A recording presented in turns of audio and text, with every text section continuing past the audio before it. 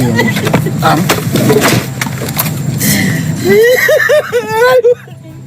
Monsanto Mole, an immigrant from Haiti, collapsed to the ground in tears after leaving with an ankle monitor from an ICE check-in on Sunday. Bro, I don't give a fuck. Y'all finna see me cry on this dumbass app for the first time, bro. No one fucking, like, not being born in the fucking US is so fucking hard. Like, this is so hard. They literally treat you like an alien for everything. I get it. Okay, cool. I'm a fucking alien, but bro, I can't do shit. Like, this shit fucking sucks. Air status situation is still a mind-boggling situation to me, to know that you Haitians are still out here demonizing and talking greasy to Black Americans as if we're the one that's really revoking your status, as if we're the ones that's sending you up out of here. But from a person that's outside looking in, I'm asking you, honestly, what are you proud of?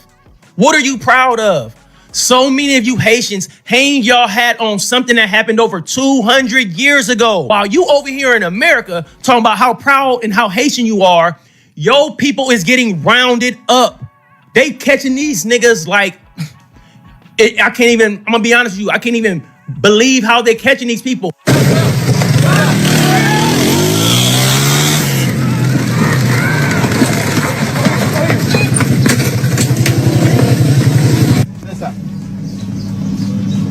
Uno, dos, tres,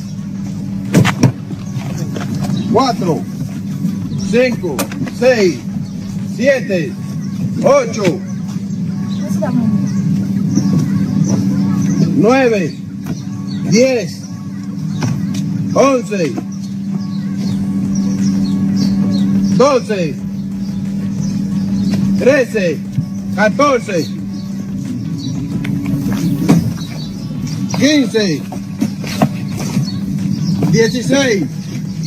16, 17, 18, 19.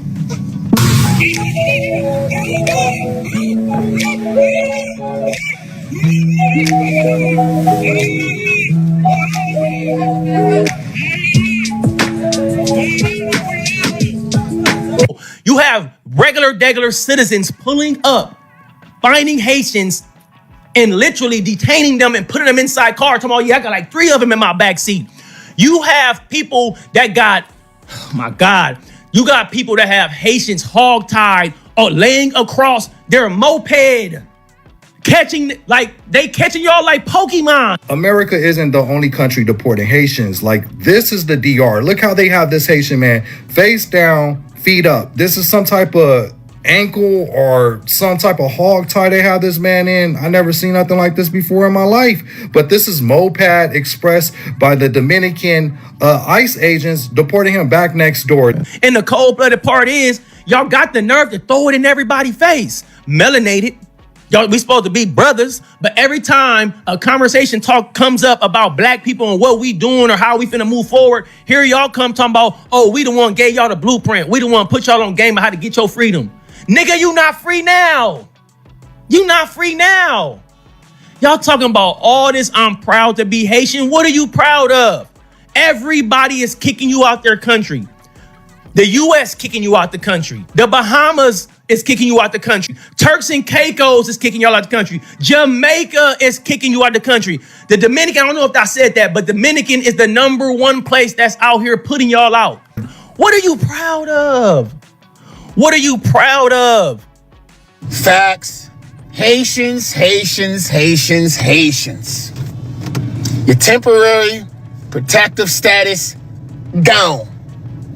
Y'all remember that Black girl? Where you from? Where you from? Were you a dirty American? A dirty Black American? Got tired of you playing with the foundational Black Americans. Coming over to the United States, thinking you better than us. Now it's your time to shine. Go back to your country and fix it.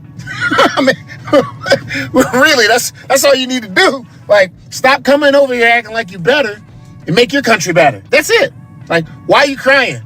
Like, and I can see a lot of y'all Haitians. Nothing's gonna happen. Okay, it is what it is. This is not xenophobic. This is not racist. This is God's doing. I'm going to put it out in the ethos. There's going to be a mass exodus happening. For real. Y'all, some understanding on this TPS for y'all that don't understand. And then we're going to break down the mental of the people that came from Haiti on TPS. Haiti was hit by the earthquake that led to its original temporary protected status. This happened on January the 12th, 2010. I'm just taking y'all to the beginning of everything. The Haitians that came over here during that time, during 2010, they came over here because they had an earthquake. They've been over here since 2010. And it's crazy that you would come over here because it was like a major natural disaster like that. America opened their arms to let you come over here, and then you treat the people, the actual people of the land. See, y'all didn't know. Y'all just listened to all this indoctrination from the white people that told y'all we were slaves and all that. In actuality, we were the people that they conquered, the land that they conquered, beside all that. So you tell me y'all come over here from a natural disaster like that. We open our arms to y'all, and y'all go to a nursing school, pay a certain amount of money.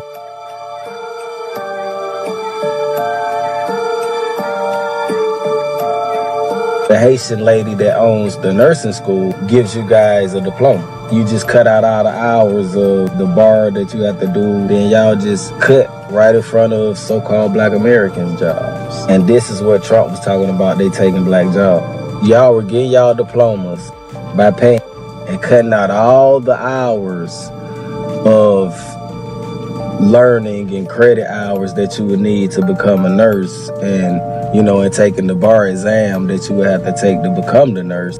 Y'all just skipped all that and just paid for it. That's why so many of y'all in the medical industry, in the medical field, and cut out a lot of Black Americans, so-called Black Americans, American Indians. It's not that American Indians don't have the education to work in these spaces. It's that you guys have been cutting in line, added with the Democratic Party that's been behind y'all the whole time. We just gonna speak it out. That's been behind the immigration and putting y'all ahead of the Americans. Call it right out, because we see it. It's plenty of evidence. Y'all come from a natural disaster to welcoming open arms. Then you cheat the system to get ahead of the so-called Black Americans who are actually the indigenous people of this land. And then you talk bad about those indigenous people of this land. Now that we have somebody finally, this is where y'all getting mixed up at. It ain't got shit to do with no color, because Obama ain't do shit for us. Obama ain't no motherfucking American Indian anyway. This is where y'all get it twisted at. Y'all always looking at color and shit. We finally got somebody in office in a position that can actually do something for us. We haven't had nobody in a position to do something for us the whole time. Why you think they don't like him? Let me cut this funding out. Let me cut that funding out. Hold up, let me send these people home. So that way, the so-called Black American, the American Indian can have a fair playing field. We can't have a fair playing field if Haitians are owning schools and giving other Haitian women diplomas, cutting in front of so-called Black American women so they can get in a medical position as a nurse. They can't get in a medical position as a nurse because a Haitian has cut in front of them, has cheated the race. From Miami, and you've been seeing Chef Creole on the news, get in here because we got some things to talk about. Sajor says it's not just the clientele. After 34 years in business, he's lost his entire management team at 7 locations and will likely have to shut down 2 stores due to the end of temporary protected status. The end of TPS means for me that my future in the hospitality business is almost going to be non-existent. Now, when I first seen this clip, I was like, wow, this is horrible. People are going to be sent back to Haiti. They're going to be displaced from their families. They've been here so long, But then I kept watching the interview and I kept coming across more clips. Stick with me. On Sunday, federal officers made an immigration arrest outside one of his restaurants. I voted for Donald Trump. And that right there is where you completely lost me. I don't know what the disconnect is between Haitians and Cubans and Miami. Y'all know what what this orange man set out to do. He literally told y'all, if I get in office, you will be sent back to your country. He literally told y'all that.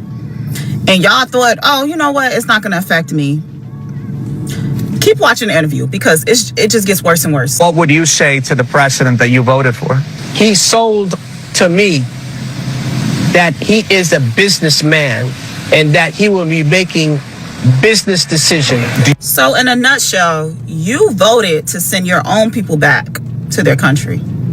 Interesting. I think because you are a Haitian man in Miami that has Haitian employees, that negates you from following the law, from following TPS. You thought that your Haitian employees that are on TPS would not be affected because Donald Trump is a businessman and you're a businessman. You thought Donald Trump looked at Chef Creole and was like, you know what? I love this restaurant. Let's leave all the workers here. You got to be kidding me. Do you regret your vote? Yes, I do. Yeah, I bet you do regret that vote. I bet you do regret that vote. When y'all say that voting doesn't matter, I keep my mouth shut because this is a prime example of F around and find out. And oh, you thought that was it? No. Mr. King of Chef Creole had a lot to say about the Americans in Miami too. So let's watch it. This issue in this industry is the Americans just don't want to work. I disagree with this 100%. I don't understand why business owners and corporations keep trying to put out into the atmosphere that Americans don't want to work and that we're so lazy. We want to work. We want to get paid our worth. There's a difference. If you're going to put a ton load of work on me, pay me the amount, the equivalent that's equal to the amount of work that you're giving me. Y'all want to pay people nickels and pennies and then y'all expect people to stay around for the rest of their lives for retirement. Ain't nobody got time for that. People got car notes, rent, mortgage, car insurance, gas, groceries. People have kids out here. People have other people that are depending on them. So if I don't want to work for nickels and pennies, hey, so be it. But I would prefer to you to correct yourself. Stop saying that Americans don't want to work and say that I'm not paying them enough to work. How about that? They don't, especially the service industry. If that was the case, why would I be in terror in my mind and so pessimistic about opening more businesses when all of this is coming to light? There ain't no long lines with Americans saying, I want to come work at Chef Creole. Well, I have a hint as to why you're in terror. You're in terror because when immigrants come to America, immigrants are willing to do the jobs. You're not lying there. But the difference between immigrants and Americans is that Americans don't play that. You're going to pay me at base minimum wage or upwards from there. With immigrants will take the $5, $6, $7 an hour because they're just trying to get by. But the fact that y'all do this to y'all people, it just opens up another can of worms. Because if you really care about your people, why you didn't pay them a good working wage? Birth tourism is by definition a fraud on the American system, on the American taxpayer, on the American visa. If you're coming here, and again, your stated purpose is that you're a tourist, then by definition, you are here to come for a few weeks, look at what we have, engage in commerce, and leave. So if you're telling a consular officer you're here as a tourist, but your true purpose and intent is to go to a baby mill, give birth, and try to mint an American citizen while you're here, then you're committing a fraud against the American government. And by definition, that visa can and should and will be now denied. There are many people who support birthright citizenship because that's the American way. It's always been how it is. If you're born here, you're a citizen. But the current dispensation that we're in, we're dealing with situations where you have mass illegal migration. You have individuals who are illegal. Neither parent was a U.S. citizen. They have no allegiance to this country. They'll have children. Some of these children will go for summers back to countries where they're being radicalized, but now they hold U.S. citizenship and qualify to potentially become the commander-in-chief and command our armed forces.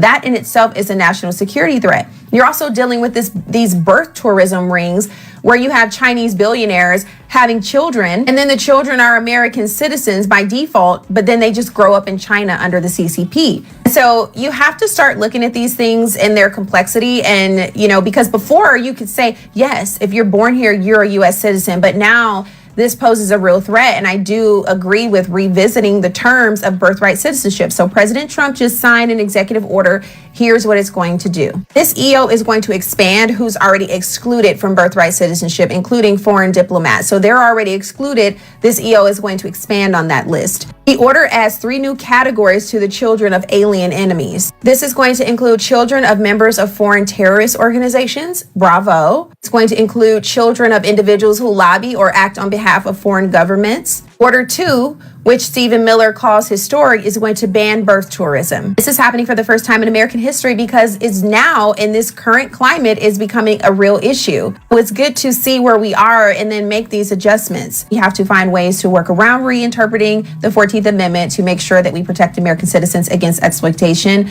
with birth tourism and potential national security threats with individuals who have U.S. citizenship but ties to foreign governments.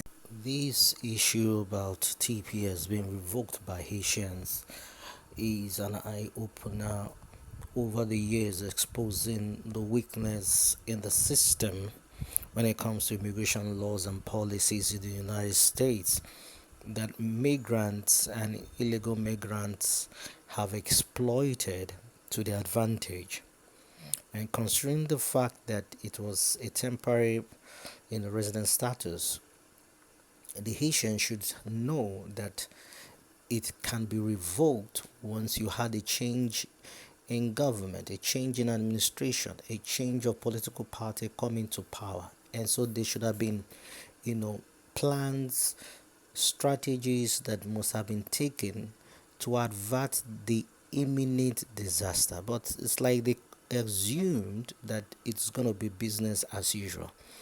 And the sad part is that these individuals in question were the ones who voted in the current present administration that is wreaking the havoc, that is wreaking upon the people, and deporting these guys back to Haiti. It is important to know that many of these individuals came into the United States, whether legal or illegal, and they received the kind of treatment that they didn't receive back home. In short, the American taxpayers' dollar was heavily invested in the immigrant community, of which the Haitians were, a great majority or beneficiary, which foundational Black Americans, some of the school of thoughts had issues with, putting into the fact that it was like the government gave more preference to these migrants than the original foundational Black people. And there's this mindset that was sold to them, which is a pluralist white mindset that foundational Black people are bums, they're lazy, they do not want to work. And that is not true. That does not represent the reality on grounds. If given the same opportunities and privileges, the foundational Black Americans would have done much, much, much better. What they're simply saying is that you can't put us in the place of work and pay us peanuts. We will not do that kind of work. And so we deserve every minute, every ounce, and every hour that we put into our work. And now the government that they have put into power is the government that is behind the deportation of their people. And now they are calling out to the Black Americans, and the Black Americans are saying, no, you guys are on your own. You guys bought into the lie, you bought into the deceit, and so whatever goes wrong comes around. And this is the consequences of the decisions that you have chosen to make. So let's know what your thoughts and opinions in the comment section. Subscribe.